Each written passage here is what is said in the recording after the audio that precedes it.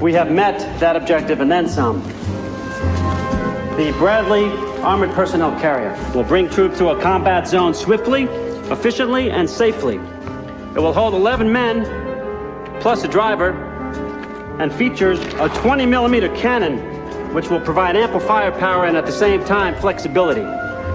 Lightly armored, speedy, and solidly engineered, our troops will be arriving at the battlefield in the very finest American technology has to offer. And at $1.5 million per, a real bargain. Nice work, Colonel. Outstanding. Damn impressive. In other words, it was designed to be a big taxi cab, drive guys to the battlefield and go back home. But how did it end up with a turret on top?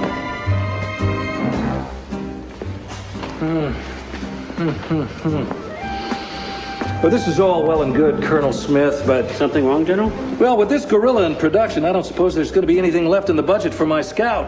Doubt it, Bob. You don't need scouts. You have radar, air recon, satellites. You always need a scout. And you know what I'm thinking? Why couldn't this thing serve as a scout? But it's a troop carrier, General. But this is a speedy vehicle. Why can't it be both? Well, for one thing, it's too big. And for the other, you can't really see out all that much from inside. Sounds like a design flaw to me. Design flaw? No. No, we'll just stick a turret on top with lots of opticals. But then, sir, it'll be even bigger. Well, what's your problem, Smith? Not elegant enough for you? Well, the thing is, General, it's kind of hard to do a sneak and peek when you're over 10 feet tall. He's got a point, Bob. Well, all I know is we need a scout. This is fast enough to do the job, and it's funded.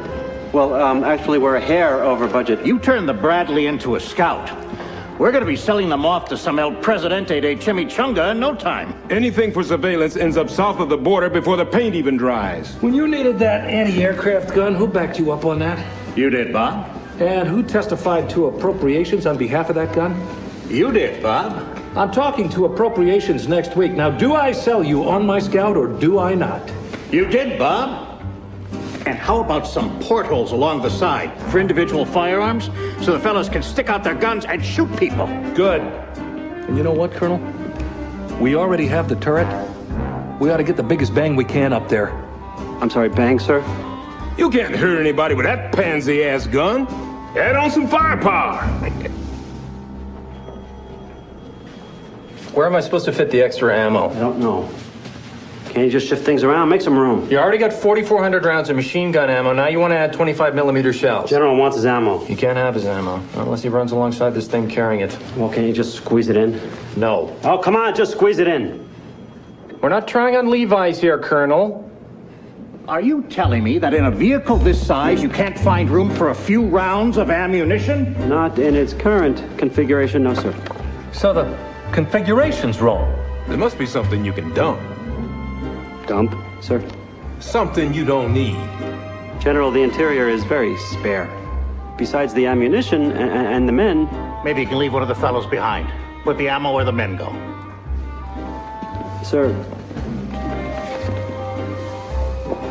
it is a troop carrier.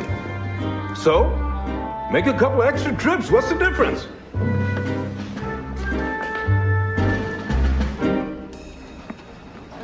They want a transport that doesn't carry men and a scout that's got a cannon as big as a tank's on it.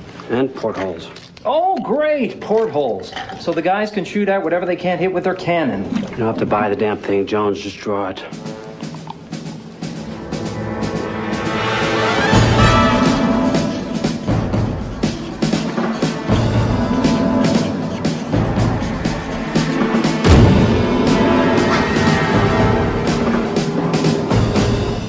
That's one hell of a cannon.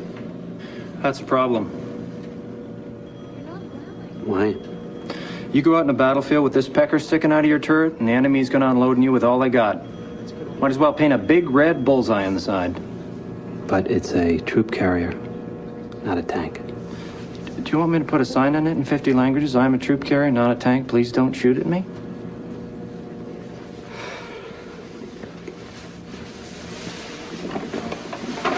This was gonna be so beautiful. That's good work, Smith. Looks perfect to me. Thank you, sir. Thing is, Yes, General? looks a little like a tank with that cannon on top. Probably gonna draw more fire. Actually, sir, that has come to our attention. We know it's not a tank, but will the other side? I guess we could always thicken the armor, toughen up the hide a bit. Colonel Smith, could you explain why you put those portholes there? Yes, sir. As per your request, so the men could shoot out at the enemy. You're joking, aren't you? Besides, portholes? What are we in now, the Navy? Say, you think you could make this thing amphibious? You know, get the troops across a river? No. No, sir. No. No. Amphibious? The Bradley's supposed to swim? In theory, at least. Amphibious troop carrier / scout. Slash tank. Couple more months, I bet they can get this thing to fly. What's this in the margin? Please help me. I am losing my mind. RLS.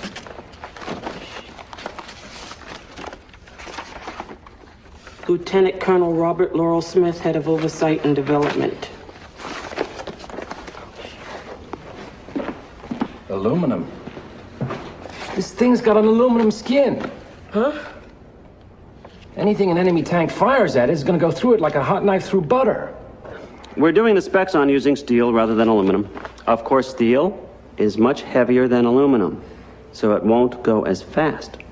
No, we can't lose speed. We lose speed, it won't work as a scout vehicle. It won't keep pace with the M1 tanks either. Thicker armor's a reactive measure. Let's think proactive here. I say equip the thing with anti-tank missiles. Then it can blast those enemy tanks before they get a chance to fire. What do you think, Colonel? Fine! Anti-tank missiles? I don't know. Where do I put them? The men will have to wear the missiles as hats. I don't know, Jones. That's why you get paid the big bucks. Colonel, there's no room. We're not talking About about... a pair of Levi's. I know! God damn it! What we are talking about is 11 years with nothing to show for it. Except an ulcer the size of the District of Columbia and a career that's on permanent hold. You see this? I've been a bird colonel so long, I swear I'm growing feathers. Now, if you have to design hats to hold those goddamn missiles, then just do it.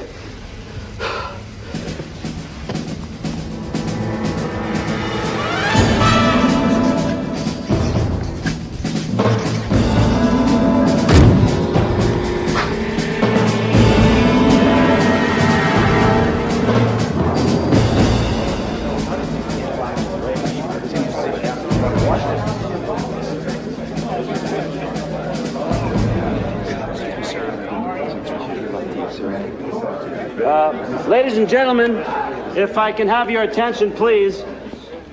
If you'd all just take your seats. Thank you.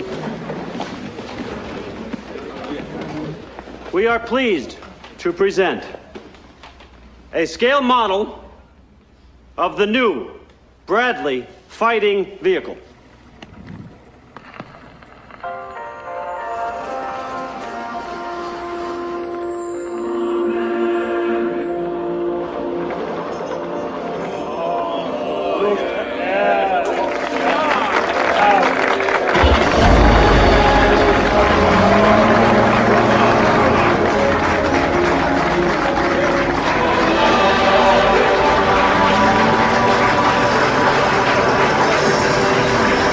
Featuring scout, troop transport, and anti-tank capabilities.